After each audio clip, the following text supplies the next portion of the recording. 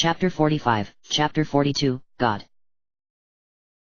Chapter 42, God. Ryu woke up. Hey, buddy, Bao said quietly as he sat up and stretched. Like everybody except for Deez, Rand, and Spar, who had been on the last watch, he still looked groggy. For obvious reasons, making a campfire wasn't exactly feasible in the depths of infinity, and so they had been forced to do without their morning coffee. How'd you sleep? It had been a week since the death of Baruberry, and they had proceeded further down the Tower of Infinity ever since, leaving his dark hall the next morning and continuing as they had before. The only thing that had changed had been the environment. On the other side of their fallen nemesis' resting place, advanced technology had given way to a much more disgusting environment. Infinity itself had become a sort of biological horror, the walls and floor and ceiling all made of rotting, disgusting black flesh that throbbed and bled and occasionally even moaned.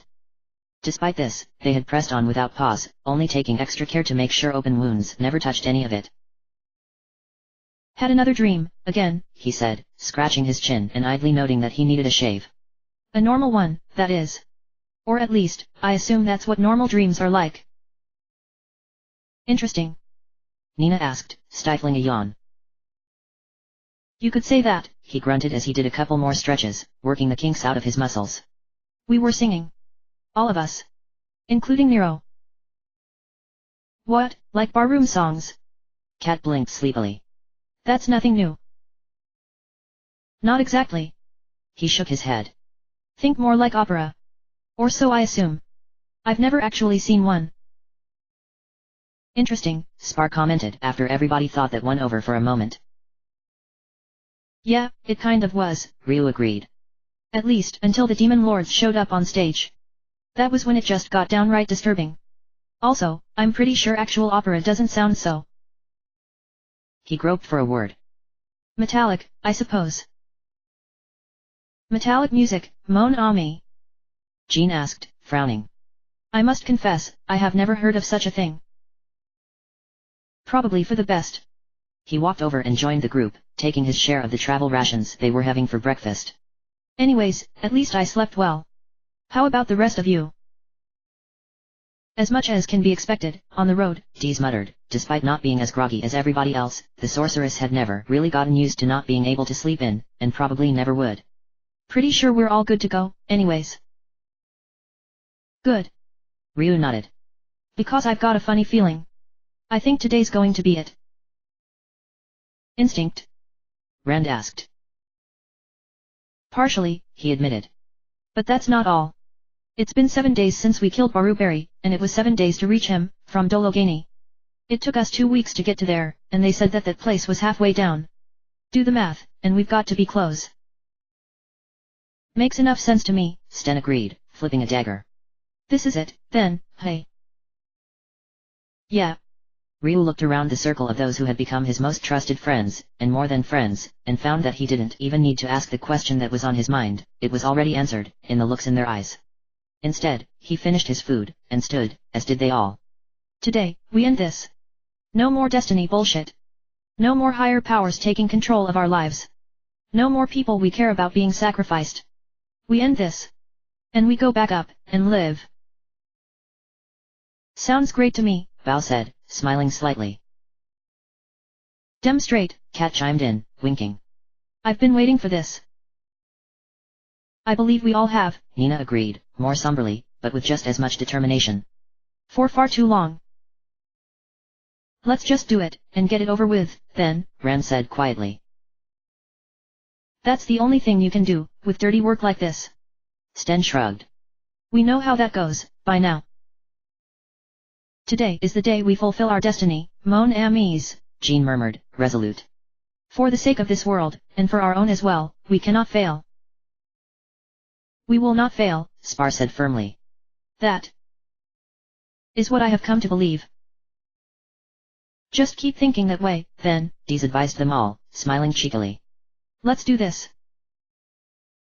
Let's.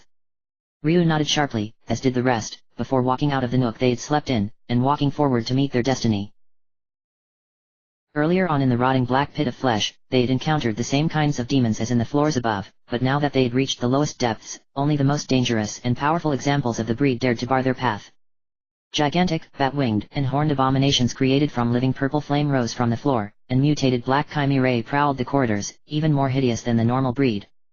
Greystone gargoyles patrolled, 100 times more dangerous than those of Windia, and the ghosts of fallen, traitorous dragon clansmen haunted their own hell. Despite all of the threats arrayed against them, Ryu and his company slew them all, and continued on. What sword and battle staff and rapier and knife failed to kill, storms of elemental fury demolished utterly, as Bao, Rand, Spar and Jean all healed their wounds. They had made heavy dents in the supply packs given to them by the citizens of Township, but they still had enough for the final fight ahead of them. They only stopped once, several hours later, for lunch, and then pressed on. There was no leaving the tower to journey along the exterior now, they simply went down, and down, inside it. And then, in the dim light cast by magical glow summoned by Nina and Dees, they saw a pair of massive double doors blocking the end of the hall ahead of them, constructed of solid gold and at least 20 feet tall. Both were emblazoned with religious symbolism all too familiar to Ryu, after a life spent unknowingly devoted to the church of his enemies. The Church of Saint Eva. Looks like this is it, he said as they all paused for a moment to look around. It had been a couple fights since they'd all been healed, and most of them bore light wounds, shallow enough that they hadn't wanted to waste their magic on those alone. He glanced at Dees. Anything more we should know that you can tell us? If he's like his mother, then watch out when he starts talking, she said carefully. Part of what made her was that it was hard to disagree with her, even if you know better. Something in his voice will make you want to listen to him. You can fight it, just like the soul storm, but it won't be easy. Gotcha. He nodded. One more general healing before we all go in, then. No need. Bao began rummaging through his pack. Hans gave me something special. I've been saving it just for this. Figured it would be the best time to use it. Aha. He produced a small, brown plastic bottle, slightly larger than a one-shot of alcohol. All right, pass it around. Just a taste'll do you, so make sure there's enough for everybody. Holy shit, that smells good, Kat commented as he opened the bottle. Strong, but good. What's the matter with you? This was directed towards Dees, whose eyes had widened as soon as she had smelled it. As the scent wafted around, Spar and Nina both had similar reactions. Is that what I think it is? The sorceress asked Bao as he took a quick sip, and his wounds began to heal. You got it. He winked, passing it to Kat, whose tail twitched as she took her own taste. 100% pure vanilla extract. Holy shit, man, Sten muttered, staring at the bottle as if it were filled with diamonds. Do you know how much that stuff goes for? Especially on the black market. I can't believe I'm saying this, but this is more important than Zenny, Ryu pointed out as the others passed it around, each of their wounds healing as soon as they took a sip. His was last, and there was just enough in the bottle for him to finish it. The taste was strong, but it wasn't bad. As his cuts and scrapes closed up, he tossed the bottle aside, and looked towards the double doors. Kat? Rand? Yeah, we're probably the only ones who'll be able to get the damn things open, Kat grumbled, reaching up to the massive handle over her head. What a waste of good gold. Show-offs, the lot of them, Rand agreed, taking the handle of the other door in his own hand. Anybody who suggested this in Namanda would be given a whole day under the waterfall. Together, they pulled, and the doors opened, revealing the outside of the tower. It was almost insultingly simple, as opposed to the door. All that awaited them on the other side was a stone pier, like any other in a seaside dock in any country of your choice. Its length was the only strange thing about it. It extended out from the tower for what looked like a mile before ending, the dark depths of infinity beyond it. This is it, all right, Nina said as they walked out onto it, glancing over the side. The tower ends below here. From here, it looked exactly as it had when they had been forced to journey around the maze-like scaffolding of the upper levels. The exterior surface was the same all the way up, with no trace of the hideous biological contamination they had been forced to travel through for the past week. I can't say this is quite what I expected. So, what? Sten cracked nervously, looking around. It's a dock. Does this mean we're gonna have to go fishing now? See if we can hook Evans and pull him up. Well, I did bring my rod, Ryu joked back half-heartedly, as the doors swung shut behind them. Didn't really think I'd need it, though. And then they heard his voice, with their ears and their minds, and with every inch of their bodies, feeling its sound as he spoke. Welcome, tired pilgrims, into my circle, he said as they looked up and saw him. I have been waiting. He hovered above them, an elderly but still strong man clad in black robes trimmed with gold, his own emblem upon the chest. His feet were bare, as were his hands, and both hair and beard were wild and long, a simple blue cloth headband around his brow. He floated in the darkness, slowly descending towards them with his legs dangling and his arms spread in welcome. His smile was kind, and his eyes were closed, but he still looked upon them. And then his eyes opened, and they were completely transparent, as if made of clear glass. Through them, optic nerves were visible, and beyond them were gray and red and pink flesh and blood and brains inside his skull. Evans, Ryu said quietly, calmly, despite his revulsion. My destined ones, Evans replied, just as calmly, his voice still tangible in the air itself and in their own minds as well. It echoed inside their heads like Ryu's own thoughts, but stronger. Threatening to override those thoughts with Evans' words. Nekomaru. You have come so far to show your devotion to your god, all of you. Though I owe you nothing, still you have my thanks, for opening the gate, Nekomaru. We have not come to show you devotion, Mad One, Dees told him, calm and cold. And you are no god of ours. But I am, Evans replied, as calmly as a parent correcting a foolish child. I am God. And you have fulfilled your destiny, Nekomaru. You have opened the gate. Because of you, I will bless the world, as it has never been blessed before by the false gods who came before me. I will give this world, and all who dwell upon it, the blessing of despair. I will free them from the pain of hope, in a world full of suffering. All who live will be freed, and they will accept despair. They will look upon me with devotion and gratitude, and thank me as I give them death. Despite the force of his will and his words, despite the absolute authority and heartfelt belief in his words, everybody exchanged a silent look. Yeah, so, what you're saying is that you're completely nuts, Kat said, tilting her head to one side. Good to know. I mean, what the hell else are we supposed to get from your rambling? And who the hell's Nekomaru, anyways? Yeah, normally, I don't really like talking shit about people, but this guy's really something else, Sten agreed. I mean, I literally didn't think it was possible for somebody to be this stupid. It's kind of scary, actually. Even without this Nekomaru shit. Devotion and gratitude. Bao scoffed. Yeah, right. Like anybody would think that about a freak like you? Keep waiting for this Nekomaru of yours, whoever he is, pal. Not gonna happen. The absence of logic here is truly astonishing, Spar commented. It almost defies comprehension, as does this Nekomaru. No context at all. Oh. Evans mirrored Kat, head leaning to one side in mockery of her confusion. You do not know what Nekomaru means? That is the difference between you and I. I am God, and I know all. Nekomaru is a word, which I have created only now, at this moment, for you alone. It means those who have already died, for death is their destiny. It is your name. No, no, no, no, no. Jean said, shaking his head. That is not my name. My name is Prince. No. My name is Jean, and I am one of those who have come to kill you. We are the kin of the dragon, Evans, and we will kill you. The kin of the dragon, Nina repeated slowly, calmly. Yes, that's exactly right. You are the one who is already dead, Evans. The Nekomaru you have awaited are not here.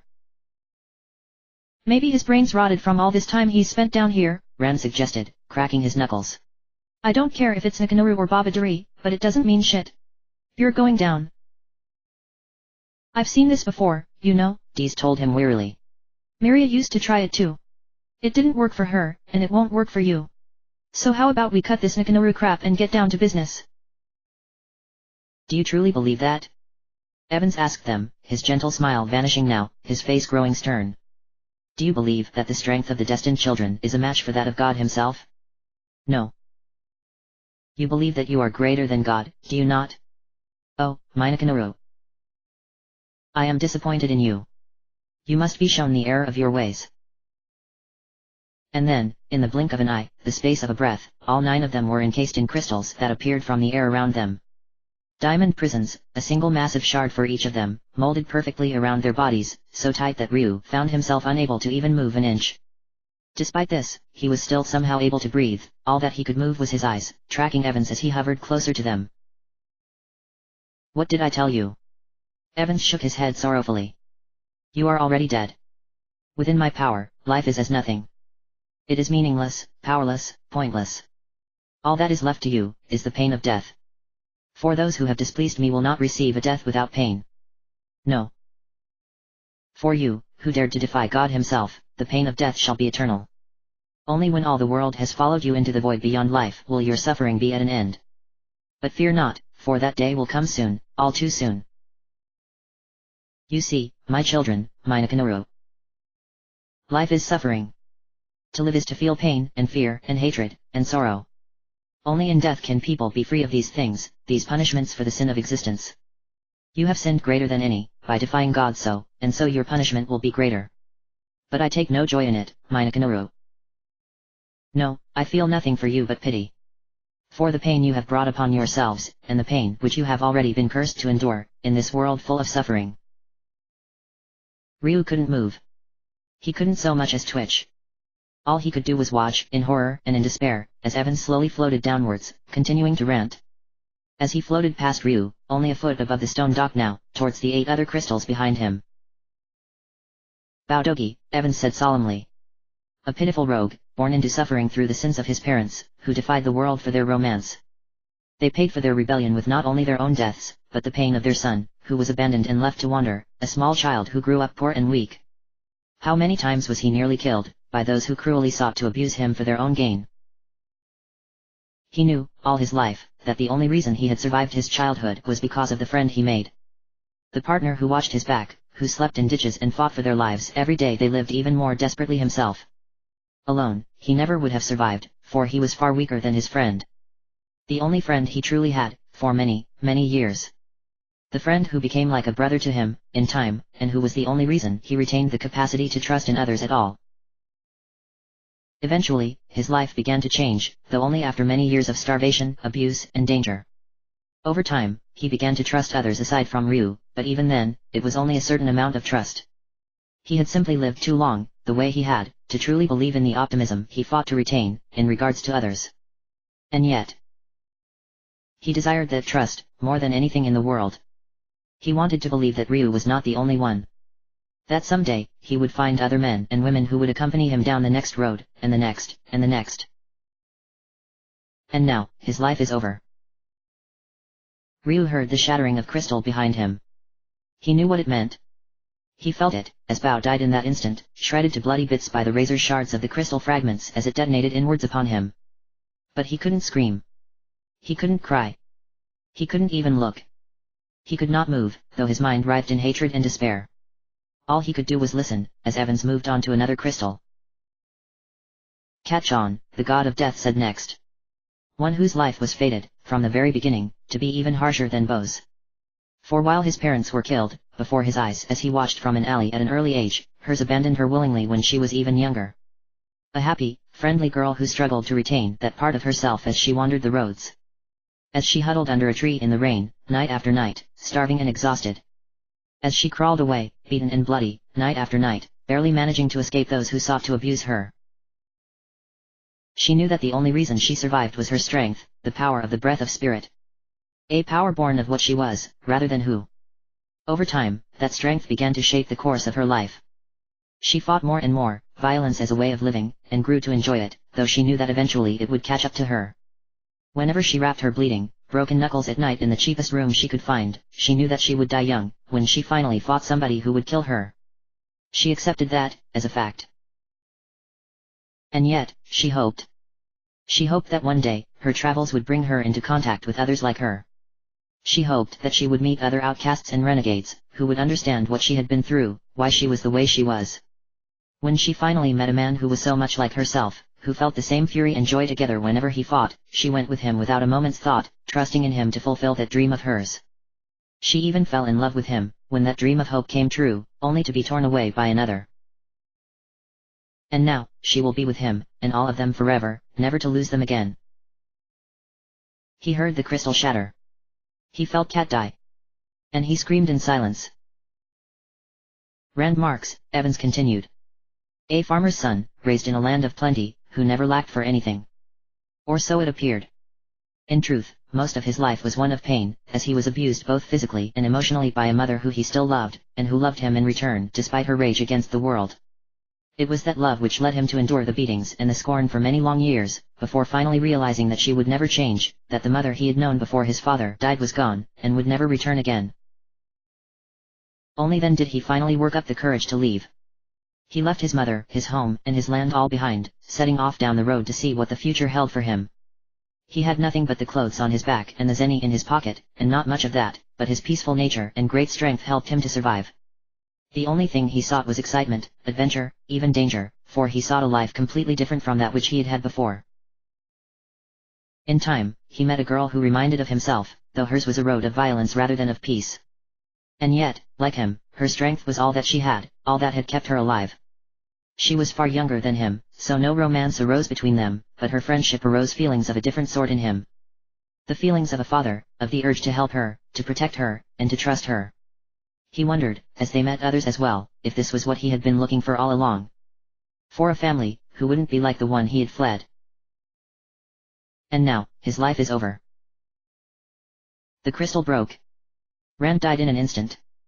And Ryu remained, frozen and powerless. Nina Windia, Evans said, moving on.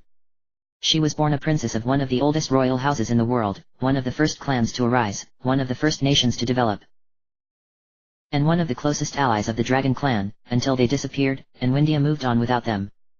Because of this, her innocent childhood was torn from her in blood and pain one day, and though she survived, she was exiled from the only home she had ever known and the only family who she had ever loved.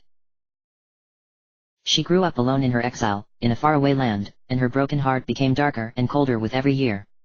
Despite her beauty and her genius, she made no efforts towards friendship. Her roommate and her sister, who alone of her family continued to visit her, were all that she had. Every day that she lived, cold and alone, she considered the solution. A way to be free of her life of sorrow, a way that would ensure that the royal family would never be plagued by her black wings ever again. In the end, her lack of self-confidence was what saved her, for that final solution was the one thing that she could never summon up the willpower for. And because of that, one day, a new world she had never known opened up to her. A world where she could use her talent for destruction, the destruction that came with her black wings, for good. To help those who she would grow to care about, who she would come to trust, despite her life alone. She would even find love, in the man who changed her world, who showed her a life worth living, who saved her from loneliness and despair. And now, that wish she finally put behind her has come true. Her life is over. In a burst of sound and a spray of blood, Nina died. And there was nothing Ryu could do to save her, or any of the others. Sten legacy, Evans said, his voice kind and warm and compelling. He grew up fast, and grew up hard, in the military of his native country, lying about his age and enlisting early after the deaths of his family. He rose through the ranks faster than any before him due to his brilliant mind and his cold heart, becoming a general at a young age, but there is always a price to be paid for such things, and his came just as quickly as his rise. The horrors of war warped his mind, and he fled in disgrace, his life shattered forever. He lived in squalor and dissolution, an untrustworthy wandering rogue of sharp wit, sharper intellect, and knives that were sharpest of all. He created a new Sten legacy, one entirely unlike who he had been before, so that he could convince himself that his past was behind him. It was a lie, of course, just like everything else in his new life. He lied to himself just as expertly as he lied to others, for lies had become who and what he was. And though the visions and memories of war and death remained, he frantically tried to lie to himself about those as well. In the end, his cold, hard life ended because of one who was unlike himself in every way. A chance encounter with a group of travelers, and a young man whose life had been as hard as Sten's, but who still retained his optimism despite that. A man who gave him a chance, who trusted him with no logical reason, simply the belief that Sten deserved that trust. And by doing so, he and those who accompanied him showed Sten something he had never had before. They showed him a life of happiness, of trust, of simple pleasures and honest friendship. And now, his life is over. The crystal shattered. Sten died. Ryu remained. Ikaru hapi di pe tapeta, Evans said. A fool, who knew himself to be a fool, and continued to live as one regardless. Born to royalty and responsibility, he cast aside both at a young age, through fear of ascension to the throne of an elderly father.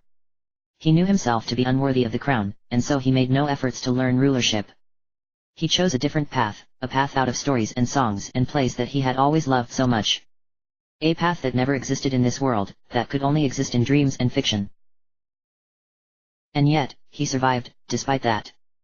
No matter how many times reality showed him its harsh nature, no matter how many times his innocence brought him only pain, he survived and continued upon the path he believed would one day bring him a bright future.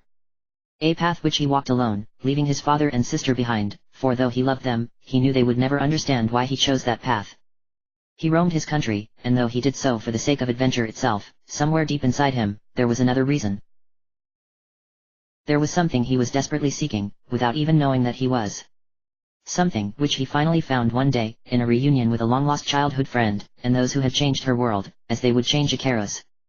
Those who were outcast like him, who lived their lives by their own beliefs, renegade and vagabond.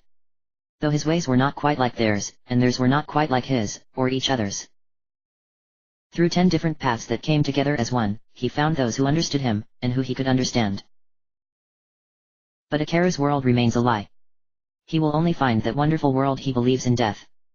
And now, he will. Jean died. Ryu screamed, endlessly, in the silence of his mind. And Evans moved on. Thus Ispara, the god continued.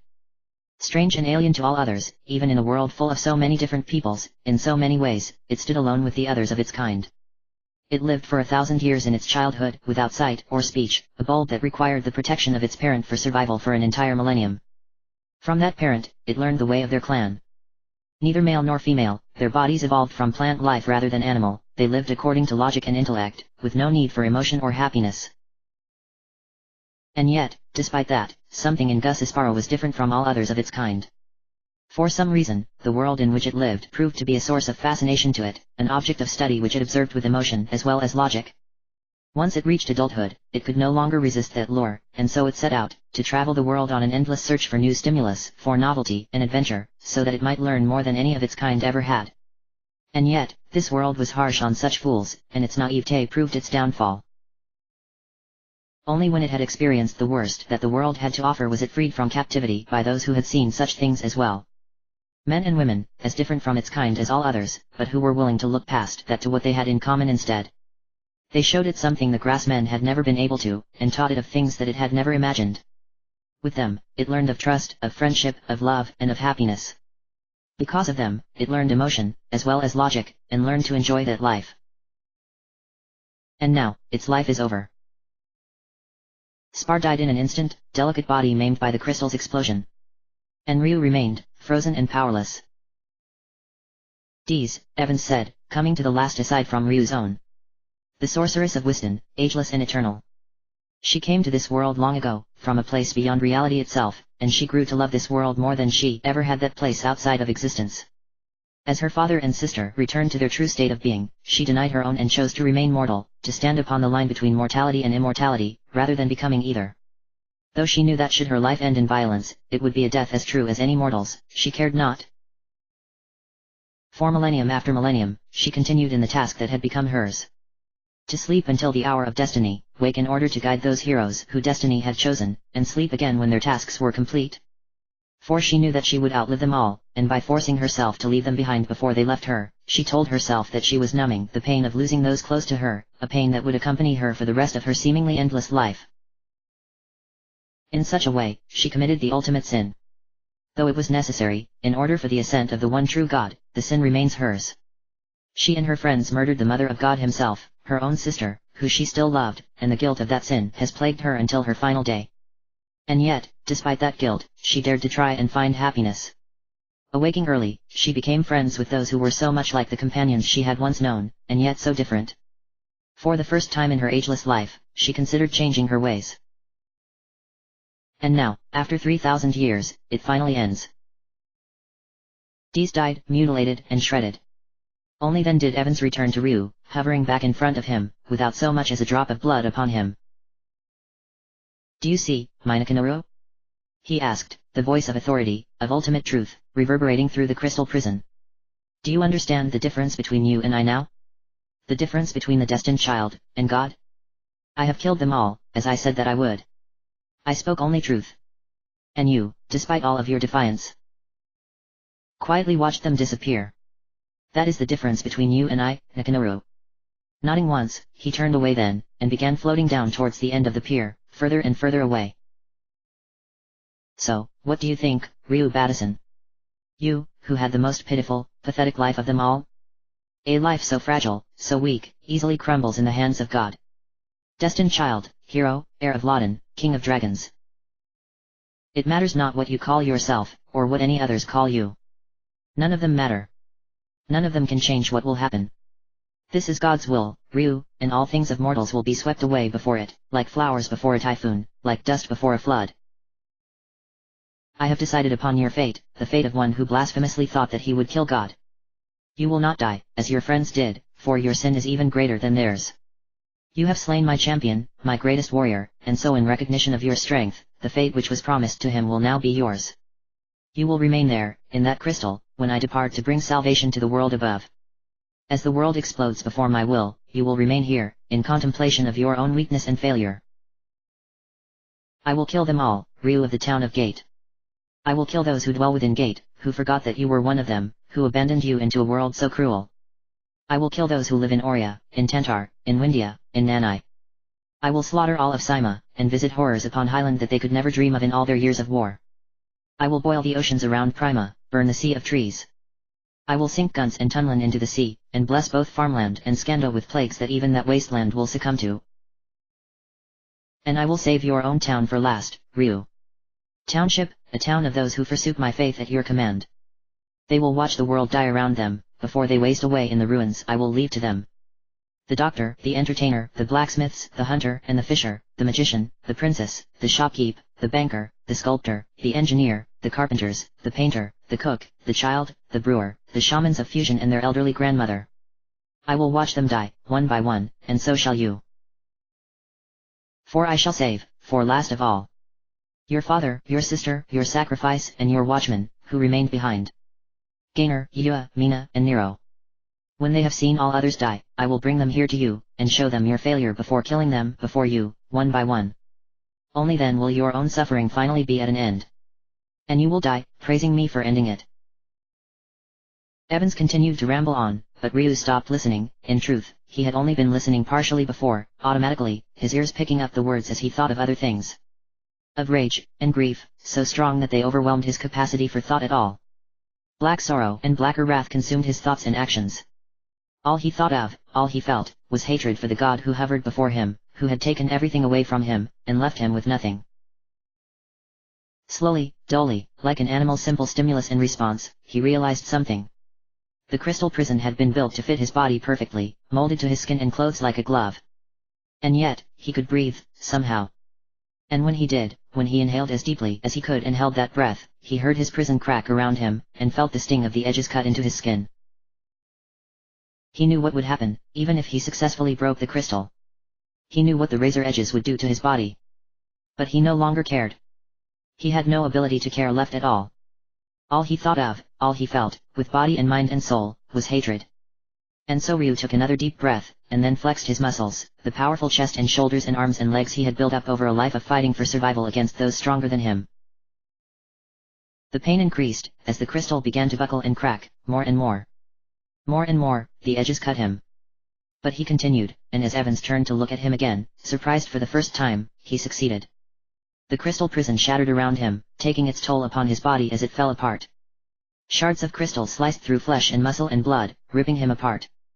They cut through his ears, his mouth, his nose, and even his eyes. But he said nothing, even as his sight left him in unimaginable pain. Even as his legs buckled, as his left arm hung from his shoulder by bone alone.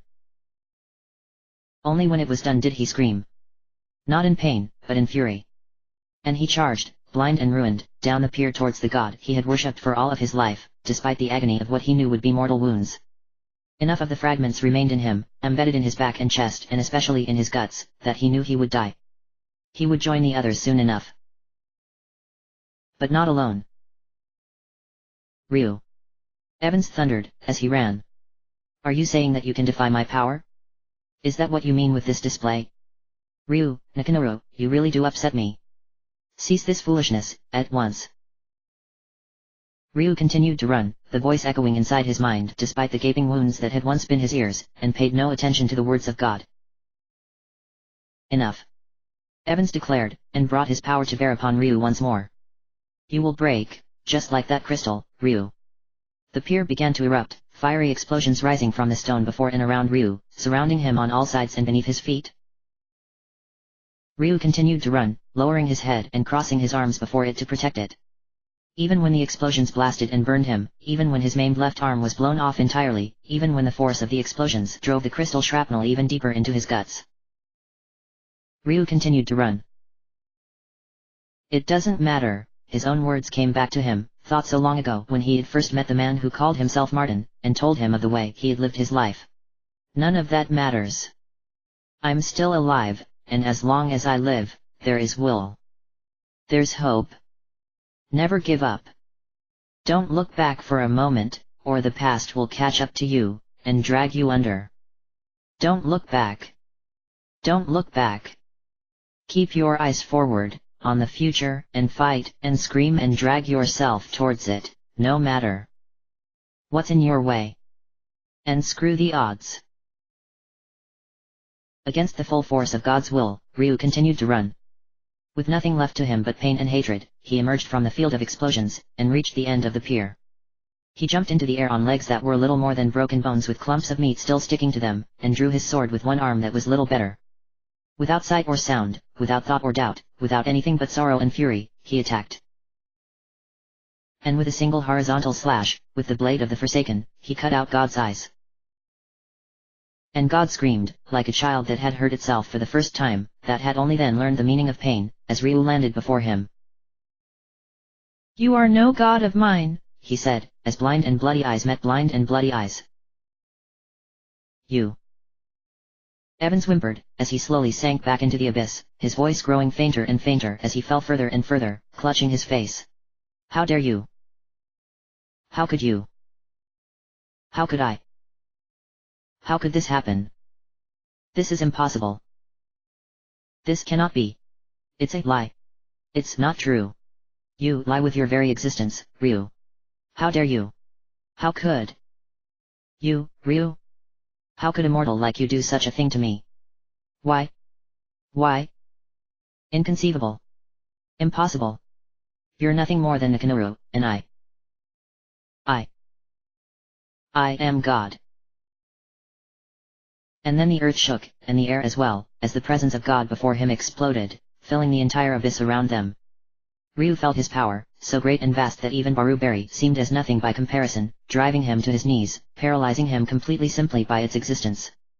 The breath left his lungs, the strength left his muscles, and despite his hatred, Ryu found himself unable to move. Evans was under no such constraints. He was colossal, a 50-foot-tall abomination that could never have evolved naturally, that put Baruberi's warped frame to shame with his form as much as his power.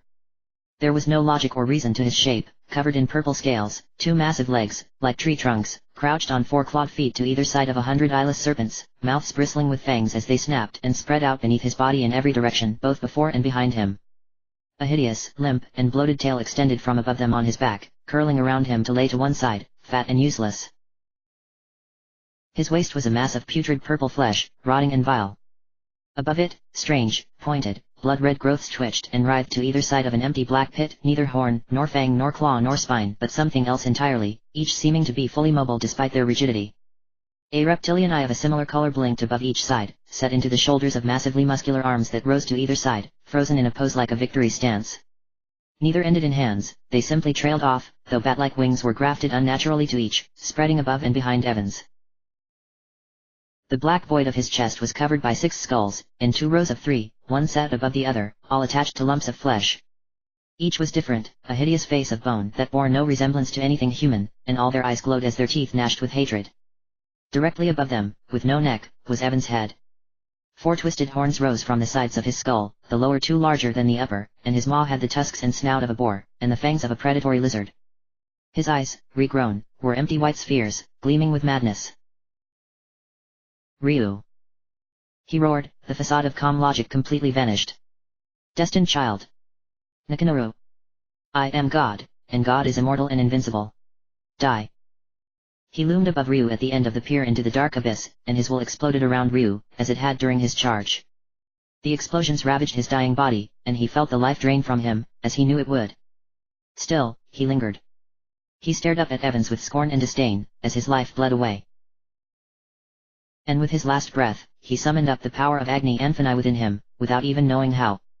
The final form of the Dragon Clan, the last power of the Breath of Fire, the gift of Loden that gave mortals the power to slay the endless. He felt it fill him, Loden's will and spirit, and he felt the Dragon God's thoughts as he watched them all die helplessly, his power drained away by lack of worship over the last millennium. He saw the history of the world pass before his eyes, from the moment when Baruberi first opened his eyes and realized his own existence to the instant in which he had become one with Loden. He saw the continents change and shift. He saw forests grow and die. He saw oceans rise and fall. He saw civilizations take shape and form, as one clan after another joined the world, the youngest and the oldest peoples side by side. He saw magic and technology change the world, and he saw war and devastation do so as well. He watched the first Dragon War, and the second, and he watched everything that had come before both. He saw the moment when Loden himself had first arrived upon their world, and he saw as the Dragon clan was born from the mortal woman he fell in love with. He saw everything that had come before them, the story of their world and of all the people who lived upon it, in that one moment. He saw Loden's story, and Spekio's, and Martin's. He saw Dee's story, and Miria's, and Baruberi's. He saw the tale of the breath of fire, from beginning to end. And then, in that moment in which he and Loden's mind were linked, he saw the world as it was in that same moment, and the people upon it. He saw the streets of Oria, near the equator in the east, where he had spent his adolescent years in the Rangers Guild with Bao. He saw Elder Alan and Duke Kilgore, along with Headmaster Yoji from the magic school, in a heated conference with the town's leaders about what was happening to the world.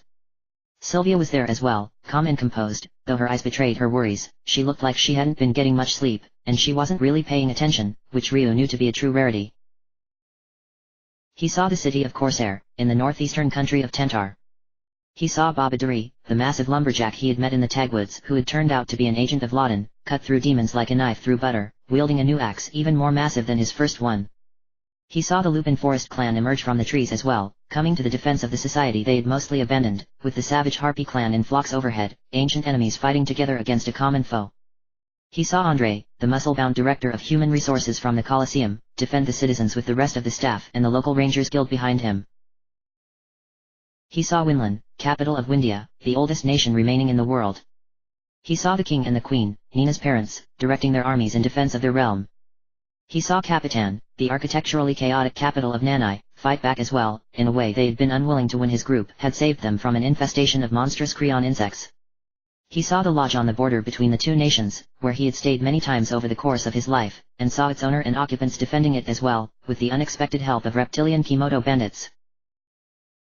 He saw the strength of Sima Fort, the lost technology powering the fortress somehow restored to functionality and operated by Princess Petabe, Jean's younger sister, turning the lake around it into a death sentence for any demon stupid enough to approach. He saw the ancient, senile king sending his troops out to defend the towns and villages, actually managing to get through his entire speech without a single error. He saw a group of witches decimating the enemy with their magic, one of which was the one named Nimufo, who was actually attempting to seduce a particularly brawny demon, and apparently succeeding in doing so. Her success seemed to inspire several others of her group to do the same. He saw the outcast, cannibal operators of the Wildcat Cafe and the extremely large in several ways family of bouncers in their employ, and for once, found himself without sympathy for the carcasses they were dragging into their restaurant.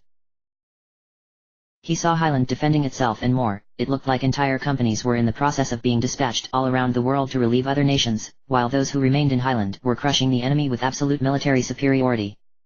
Strangely, Princess Elforan was nowhere to be seen, which caused Ryu a moment of worry even in his current state.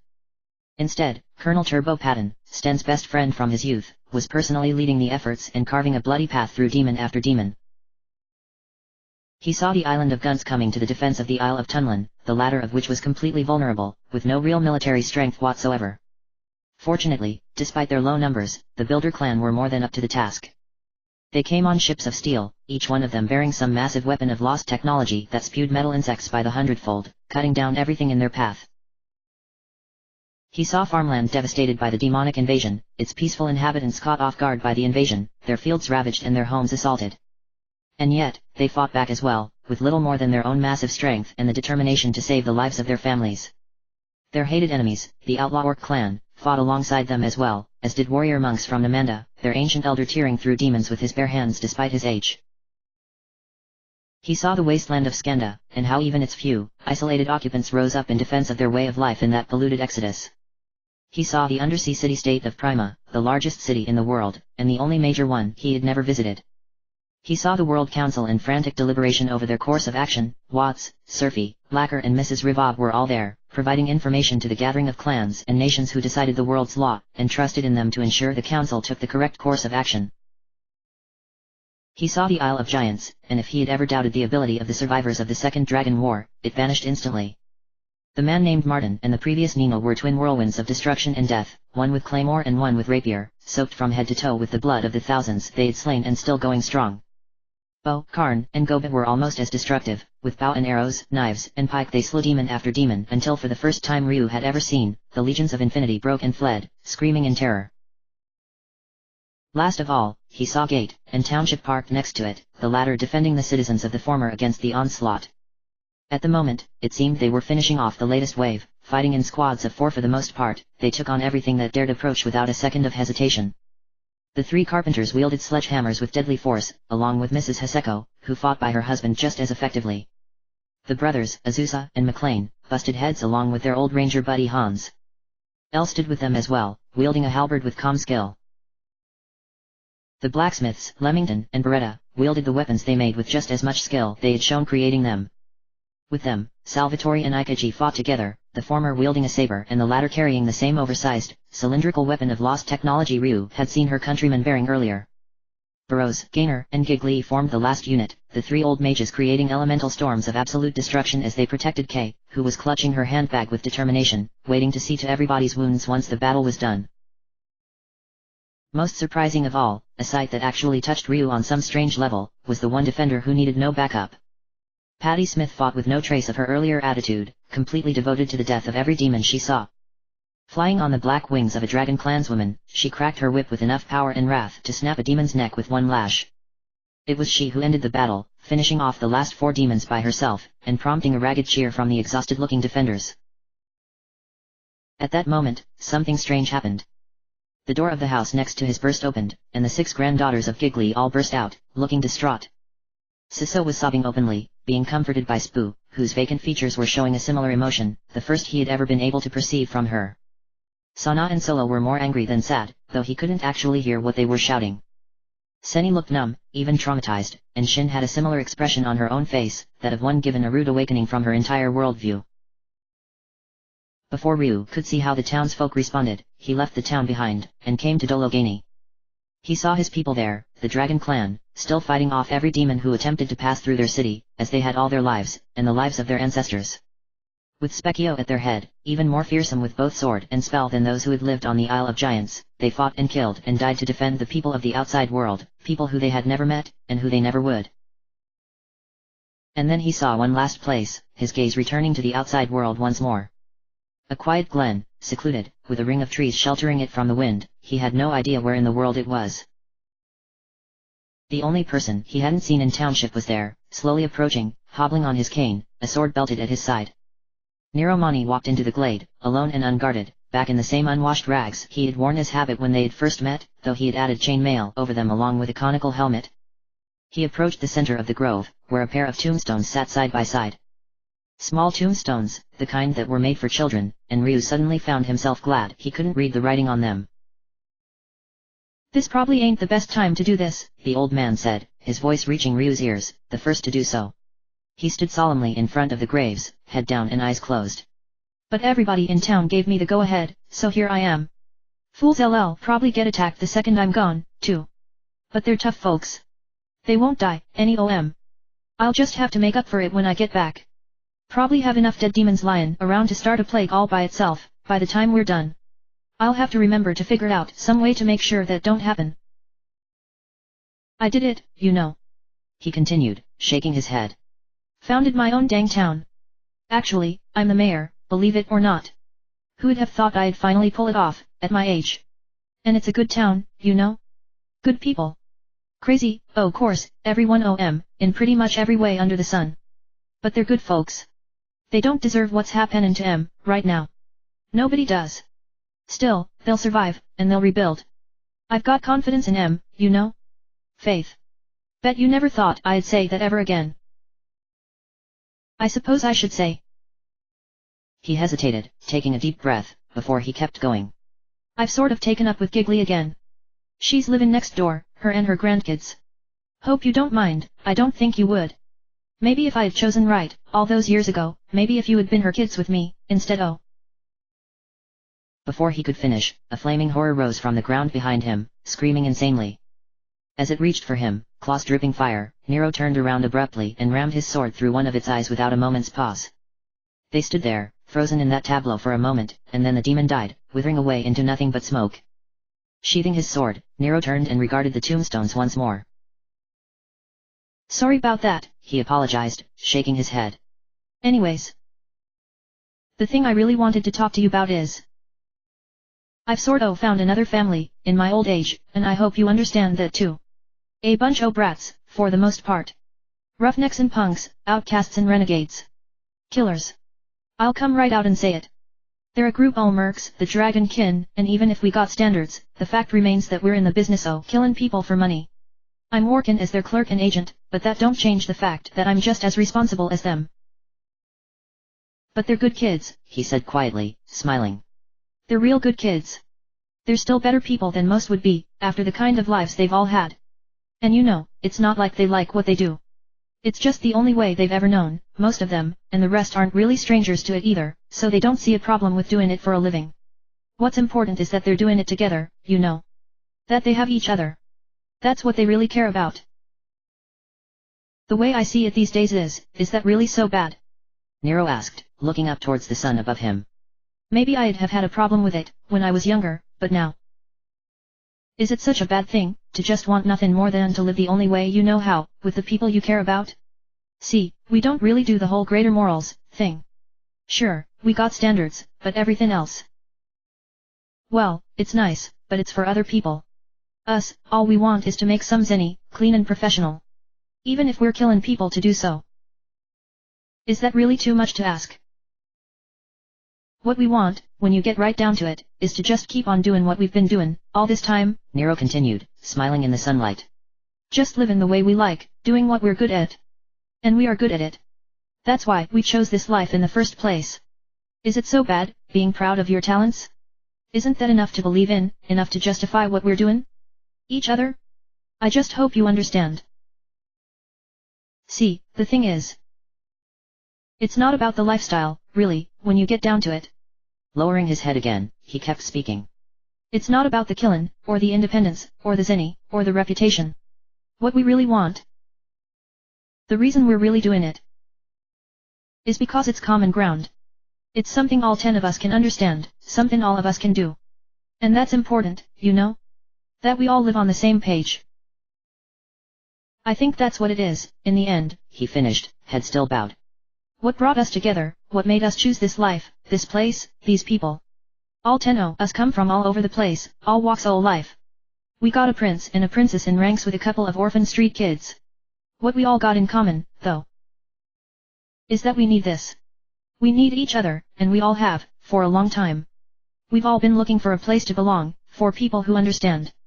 For something we either never had, or lost a long time ago.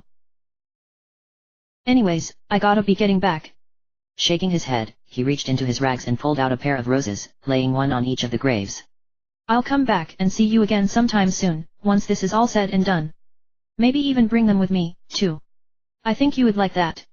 I'm happy again, kids. Those 9 punks. They've taught me what that's like. And they'll come back. I know they will.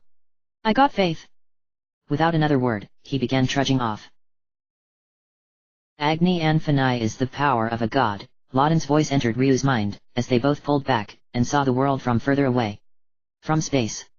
With stars and darkness all around them, Ryu saw the world he had lived in all his life below him, glowing and beautiful. It is my power, the power of Loden. For moments such as these, moments when an endless must be slain, I give the power of the endless to mortals, and trust in them to do what must be done. With that power, those I choose have the potential to destroy this world, as much as they do to save it. The power of absolute destruction is yours now, should you wish it, Ryu Badison. Your ancestor chose that power, and he and his companions and I as well became a god of destruction, one who destroyed a goddess ascendant. But the form which Agni Anfanai takes is different each time, depending on the user. The strength of the dragon clan, of the breath of fire, and of all the world. It will be determined by whatever it is that your true strength is, Ryu Battison of Gate. Is that your strength? Destruction and death? No, Ryu thought back. Somehow, sometime during everything he had seen, his hatred for Evans had drained away. He still hated the god of death, more than he had hated anybody or anything else in all his life, but that hatred no longer consumed him, no longer filled his every thought and drowned out his consciousness. No, that's not my power. It never was. I was never defined by my ability to kill. I practiced that ability, honed it to its utmost, used it nearly every day of my life in one way or another, but it never defined me. That was never who and what I was. If I decide what shape and form Agni Anfani will take, if it takes the shape and form of my power, of the source of my strength, then forget about me. I don't care about myself. The only power I need is them. Bao, and Kat, and Nina, and Deez, and Sten, and Jean, and Rand, and Spar. They are my strength. They always have been, and they always will be. If they can stand with me, we'll be able to slay even a god. I believed that before, and I believe it now. That's all I need. That's the only thing I ask of you. If Agni Anfani is the power of a god, the power to alter reality like you said, please bring them back to me. In the instant that he made that decision, his world became blinding light, so bright that it consumed him, mind and body. And in that instant, he and Loden were no longer alone. He felt them join him again, as he had feared they never would. As bodiless as himself, 8 more souls came together, in that endless expanse of blinding light. Buddy. Ryu. Boss. Ryu. Chief. Ryu. Mon Ami. Ryu. Go, now, those who are kin of my descendant, and thus who are kin of mine as well. Go, become yourselves. And never become anything more but what you already are. The light faded, but Loden's spirit did not fade with it. It remained with them, as they returned to the depths of infinity together, to the god of death who still loomed there, impossibly huge and monstrous. The sense of Loden's will, the will of the dragon god, accompanied them in the form of that same blinding light, a light that Evans recoiled from. Deplorable, Evans roared, as the light covered the expanse of the dock, leaving only the end on which he crouched. This is truly deplorable, Ryu. Nakanoru. How can you still defy the will of God? This is unforgivable. Now you are truly damned. I will rend the flesh from your living bones, and even when I finally grant you death, it will only be the beginning of your torment. Worlds so far from here that the light of their sun cannot even be seen will tremble in fear at the mention of your fate, and compose songs about the beauty of the pain I will inflict upon you. The light faded. The words of the god of death echoed throughout all of infinity. And they stood before him. Ryu was at their head, and now, he needed no magical support to remain in his transformed state. He was the dragon of Gate once more, the form that had been born from his mother's bloodline and his father's magical strength, and the breath of fire that was the pride of his people, restored to its full power by the touch of Loden's will. His strength did not flee from him, did not waste away in seconds. He stood there, back strength and wings spread, with his family around him, each of them transformed just as he had been. Bao bore no resemblance to his normal shape or form whatsoever, now. He stood tall, a gigantic suit of mechanical armor, a man made entirely of lost technology. His skin was steel, his blood chemical, his nerves electric wires. He had no real head, instead, his face was set in his chest now, a vaguely canine steel mask with a horned nose and bright blue crystal eyes. A feathered red crest flared atop it, and a red half-cloak descended from his massive, mechanical shoulder pieces. One arm was a metal fist, the other a massive barrel, its open end dark. Kat's form was ferocity itself, even at a single glance. A lean and lithe feline woman, covered from head to toe in blue far shorter than hers had been before, she wore a ripped and torn red leotard, skin tight. Her tail was long and whip-like, ending in a tuft of the same blonde hair that swept down her back, wild and long. Her boots and gloves were much longer and more ornate now, violet and gold, though the latter still left her fingers exposed, blood-red claws gleaming. Her ears were ridiculously long and pointed, each bearing multiple earrings, and her red eyes were coldly savage. Rand had become something ridiculous, at first glance, until one realized just how big it was. A pink and green rodent, by the shape of its head, it was perfectly spherical save for arms, legs, head and tail. His arms were pathetic, but looked fairly dexterous for claws, and the talons on his legs were long and deadly. More importantly, he was nearly 15 feet tall and wide, his leathery green skin looked rock-like, and the pink plates down his back were if anything even more durable. Even his cute face, with flared back ears, had a horn on his nose and a massive, curved blade rising from his forehead. Of them all, Nina was the one who looked most akin to a deity now. The gown she wore was so heavy and elaborate that it should have immobilized her, but she hovered in the air uncaring of the massive gold framework and blue jewel at the center, over layers upon layers of white and blue and green and violet silk, on feathered wings in every color of the rainbow. She wore shoulders of 2 more blue gemstones, framed in curved blades of gold, indicating her true spirit. Her face and features were like Dee's, ageless and eternal, under neck-length blue hair held back by a golden crown. Sten seemed to be a deity of another school entirely. Below his waist was only blazing, eternal flames, the same flames that formed his forearms and hands, his hair and his beard. Like Nina, he wore a golden crown, along with a great deal more jewelry all over his body. His only clothing, shoulders and a waistband of blue leather, were similarly adorned. His torso and arms were muscular and covered in short white fur, and his fingers huge and grasping, emerging from the fire. His face was simian, but warped into grotesquerie, with protruding fangs. Jean's weight had vanished, leaving him so slim yet muscular as to be practically hourglass-shaped. His white and blue plate mail was perfectly molded to his body, save for its heavy boots and flared shoulders. Over it, he wore white silk, immaculate and trimmed with gold. He also wore a violet scarf, pinned by an emerald brooch, and carried a shining claymore with a red hilt, which he rested lazily upon with one hand. His hands were slim and delicate, as sky blue as his head, his features cocky and rebellious with red cheek stripes. He wore no helmet, but a huge red mohawk topped his crown. Spar, like its leader, had become a dragon, one of a different kind entirely. Like in its normal form, it wore clothes made from its own leaves and petals, all were sharp and elongated and curved now, and harder as well, an almost metallic green tunic with pink shoulders. Its arms were long and spindly, ending in clawed fingers made from black thorns. Below the tunic, its body coiled up, a long, serpentine length of thorned black vine that ended in a rosebud tailtip. Its neck was long, plated in a steel gorget, its head long and green and savagely reptilian with a flared head crest of pink petals. Dee's was the only one of the 9 to remain in her original form, at least at first glance, but there's something different in her glowing green eyes.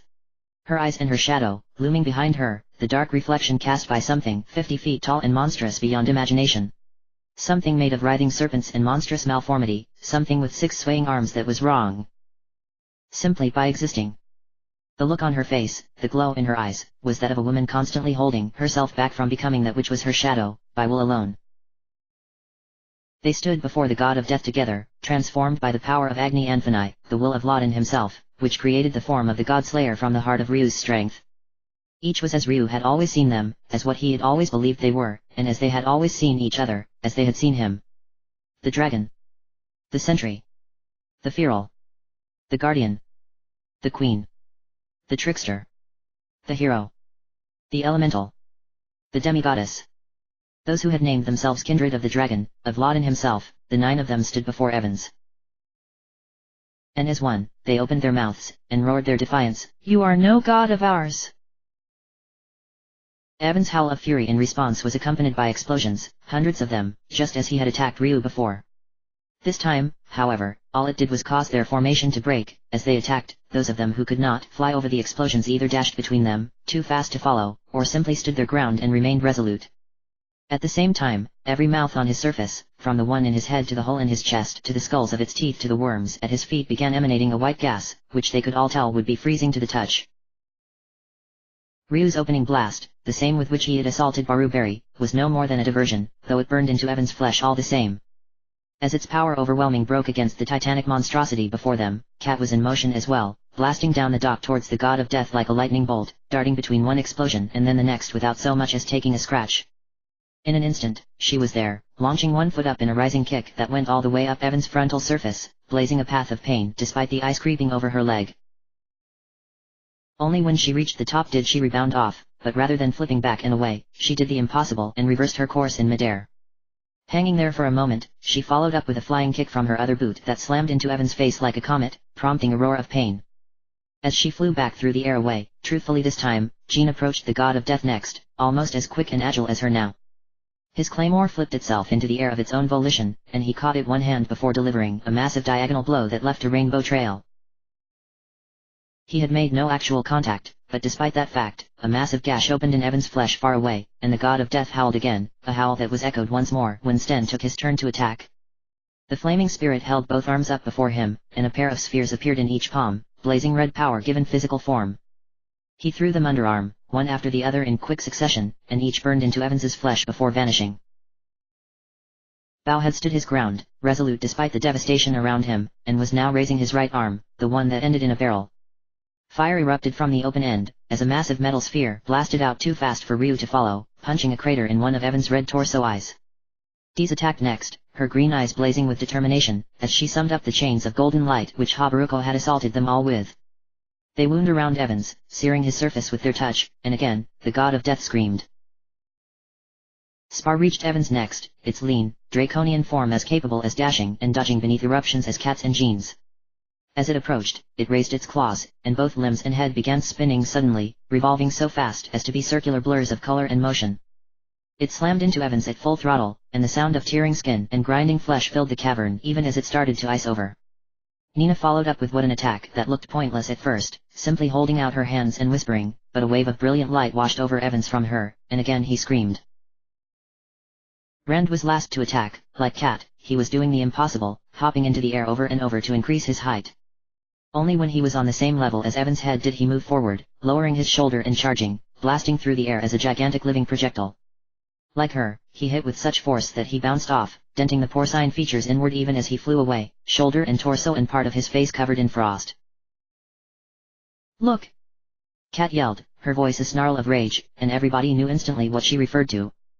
The wounds they had inflicted were not bleeding, but neither were they empty and dry. Instead of blood, the injuries were leaking misty white spirits, howling in agony as they escaped from the flesh of the god of death to rage overhead in a mindless storm. The souls of those who worshipped him, which he absorbed to gain his power, superior even to that of Miria. Jean declared, his own voice ringing with valor. They escape him with every injury we inflict. Should we free them all, so shall the greatest part of his power be gone from him as well. Never. Evans raged, and something changed around them. The light with which they saw, a light with no source at all that Ryu could see, began tinting itself into different colors, one after another with increasing frequency and speed until everything was a blur. With it came the will of the god of death, striving to undo their transformations, to revert them to their original forms by his raw power alone. Disappear, and never show yourselves before me again. It was overwhelming, even more than the Habaraka soul storm, and for a moment they all buckled under the weight of that awesome force.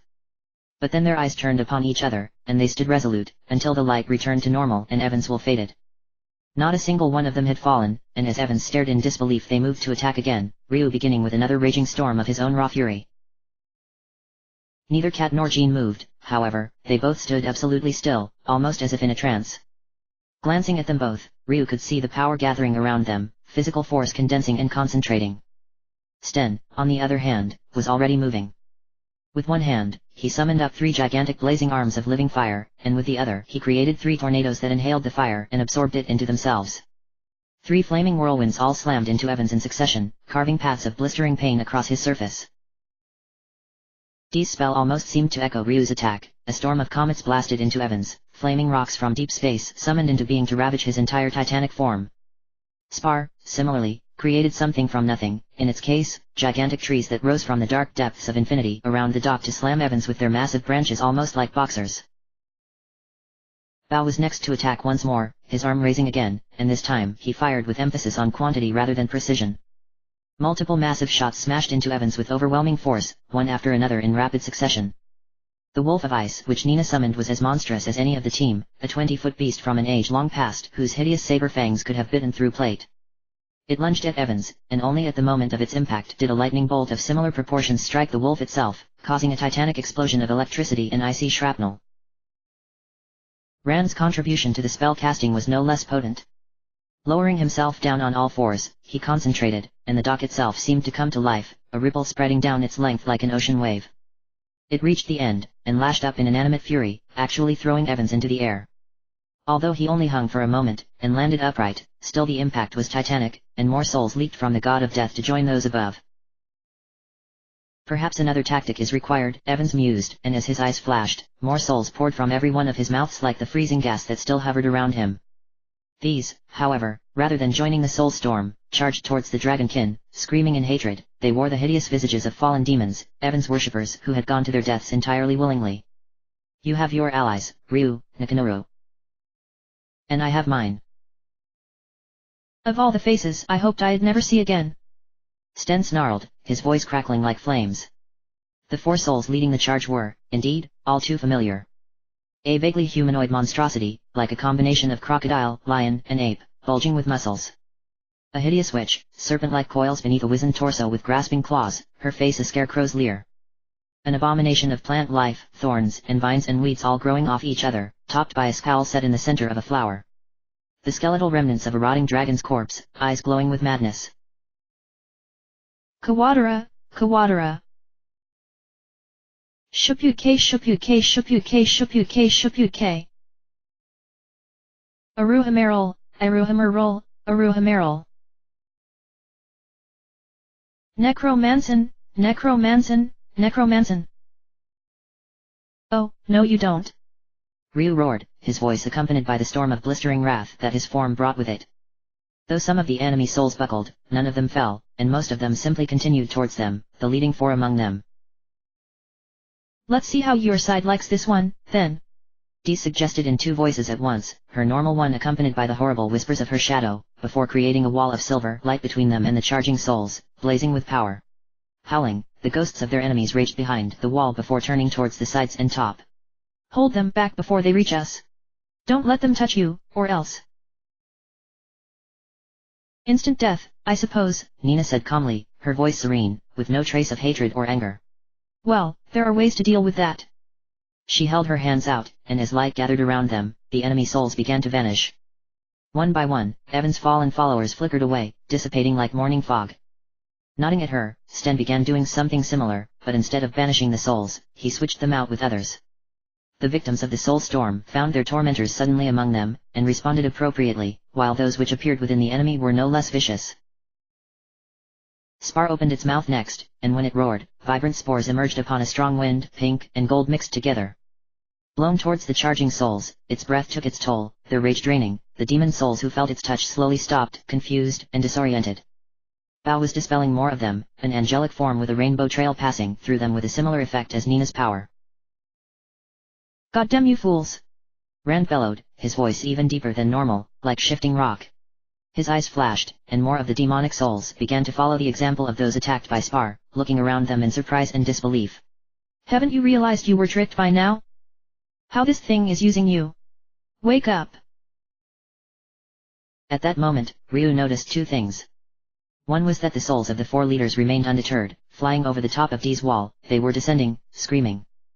The other was that four more souls from the mass of the enemy were moving as well, speeding after those four, and that those who had been turned by Spar and Rand were following them in a mass just as angry. Four more leaders, just as familiar as their most hated enemies, led the mass of the repentant, and crashed into the demon lords before they could reach the dragon kin. Magnificent! August Conti's twin bare heads roared his approval, double clubs held in the arms of his muscular form slamming into Shappu-kai. What an amazing battle! A show beyond any I could have dreamed of. MC. Tusk agreed, trumpeting as his huge fists beat a brutal barrage against Aruhameral, a bipedal mammoth with rows of tusks. Glorious, glorious! Don't get the wrong idea, assholes! Joker Heart snarled at them, as he spewed withering, acidic poison gas over Kawadara, his round reptilian form still hideous. We just want some goddamn payback on these bastards. You can all just piss off, but you had better shitting win this first. What they said, Trout Barm, of all people in the world, gave them a cheerful smile with catfish features as his stout golden pillbug soul slammed into Necromanson's, shattering ghostly bones as he led the others onward. The whole world is behind you now. Don't screw it up. Dee's wall vanished, as the furious mass of betrayed souls swarmed over those of the four demon lords, bearing them away into the depths of infinity. As Evans stared in disbelief, Jean and Kat moved once more at the same time, breaking their motionless trances. Both repeated the attacks they had opened with, flying kicks and shining sword, but this time each contained 10 times the force. A massive wound ripped open upon Evans from one side to the other, and another from top to bottom, before they finished with a second kick and a sudden thrust that blew holes straight through him. Enough. Evans raged, and everybody fell to their knees as his eyes burned into theirs, pulling at them with a force beyond thought, beyond emotion, beyond rationality. It pulled at them, at their hearts and souls, seeking to draw them into itself, out of their bodies and into his. You will become God's power. Not today, Bao growled, his voice hollow and mechanical, yet still clearly his own, filled with emotion and defiance. Not ever. One by one, they stood again, and though they all felt somewhat diminished, it was nowhere near enough to stop them. Ryu met Dee's eyes, and as they both roared their response, blazing storm of light and falling swarm of comets crashed together as one overwhelming blast that devastated Evans' flesh. Kat and Jean were moving as well, still together as they charged once more, summoning up magic around them this time. The Warren girls' entire store of magic erupted around them, bolstered by Jean's own ability, in ice magic beyond any Ryu had ever seen. Even from his distance, he could tell that all temperature around the two of them was abruptly gone, an aura of absolute zero that actually drove away the freezing gas surrounding Evans. Claws and feet and razor-edged blade lashed out again, and Evans was the one whose wounds were covered with ice now, to his howl of disbelief. Bao and Stan attacked together as well, and the Highlander's magic boosted both their attacks, igniting the archer's shots while accelerating both those and his own flaming spheres with the power of the wind. As they slammed into Evans, Nina and Spar summoned up even greater magic, the grassman calling up the gigantic trees once more, only for them to be struck by lightning as they assaulted Evans. The electricity coursed through the god of death even as the wooden giants burst into flame, and continued their assault even as they burned. Rand and Dees focused their power together, and a massive rumbling from above prompted hundreds of pointed stalactites to plummet from the darkness, impaling Evans repeatedly. Even before the shaking began dying down, Ryu and Bao attacked, blazing blasts of light mixed with metal fire ravaging Evans even more. Kat and Spar moved together next, the former grabbing the tuft on the end of the latter's tail and snapping him out like a whip as its claws and head blurred into spinning motion, ripping through the worms beneath Evans with a gratuitous amount of flying chunks of flesh. Nina and Rand combined their talents for electrical magic, as they had once before against Kawadara, but 10 times as strong now, a blistering field of lighting that made Evans' bones stand out inside his dark form and allowed them to see every break they had inflicted. Likewise, Sten and Spar followed up with a double attack they had used before, pummeling Evans with a barrage of ice chunks mixed with atmospheric detonations. The god of death was a ruin now, his titanic form a battlefield of scarred flesh and hideous wounds that leaked more and more souls with every moment, a hemorrhage of his power that continued even without their attacks now. Still, he was far from done. The 2 rows of skulls jerked apart, up and down, to open up the dark void at his heart. From there, a massive beam of light blasted out, pouring absolute destruction over them all. Even as it broke over them, burning them away, Bao and Rand were already responding. Combining their talent for white magic, the former's quick intellect and years of study merging with the latter's natural talents and love of life itself, the power of restoration repaired the damage even as it occurred. When the blast finally dissipated, they all stood in defiance still. In the next moment, Ryu and Spar both blasted forward together, ripping into Evans with fangs and claws and lashing tails, dragons united in heart and mind. Dees raised her cane to the heavens, but not against Evans. Her bolt of lightning struck Kat instead as she charged, and the feral girl carried the electrical charge into her own attacks, lending each strike additional force, which she took full advantage of. Jean stood before Nina, Knight and Queen, as they both raised a hand against Evans, and their gesture of rejection was accompanied by not 2 angels but 2 dozen.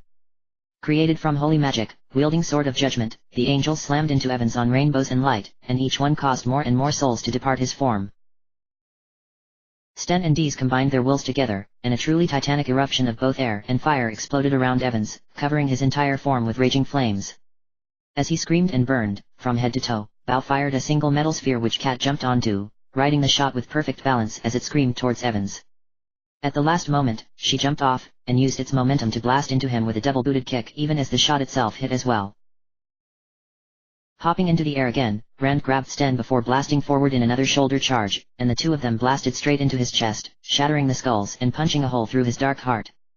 A breath later, as Evans recoiled in pain and horror, Jean and Spar raised hand and claw together and took back everything of theirs that Evans had stolen from their hearts and souls less than half a minute ago, returning it to the dragon kin. And then Ryu was blasting towards Evans, his fury raging in power and light around him, as a massive sword appeared in his hands. A blade created by Nina behind him, one made of fire and flame. And with one blow, he finished it, cleaving Evan's head from his body, severing the abomination's skull entirely. For a moment, nobody moved. Nobody even breathed. The world itself seemed to have paused. And then Evan screamed, as the last of his souls bled away, leaving him withered and empty, a hollow shell of scales and skin draped over a framework of broken bones. They stood together, 9 as one, as they had when they'd first revived. Kat and Jean went into that same meditative trance once more. Bao raised his arm, ready for rapid fire. Dees and Nina and Sten and Spart and Rand all prepared their spells, lightning and air and fire and ice and earth. And then Ryu roared, and with his blazing fury came all of theirs as well. Why? Evans whispered, as he began to disintegrate under that wave of absolute destruction. Why? Ryu. Bao. Kat. Rand. Nina. Sten. Jean. Spar. Dees. Grandfather. Why? Why do you want to stop me? Why do you want to kill me? Why don't you understand? I do not hate you. I hold no malice towards you, or towards any man or woman in the world. It is simply a matter of fate. The destruction of the world is fate. The death of all who live is fate. Why can't you understand that, Nakanoro? Destiny is overrated, Ryu told him quietly, as the others all watched in silence. I don't understand, Evans said quietly, his voice the confused murmur of a small child who had encountered something new for the first time.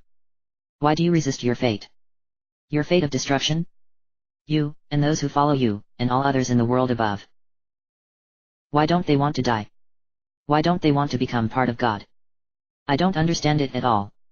He began to fade then, as he toppled backwards towards the endless depths of infinity, like a ruined building succumbing to gravity at last. I think I will sleep now, the god of death told them as his abominable form shimmered and faded, an illusion that had been dispelled. I think I will disappear. I will dream of destruction, of death. And I will try to understand. Goodbye. Minakanoro.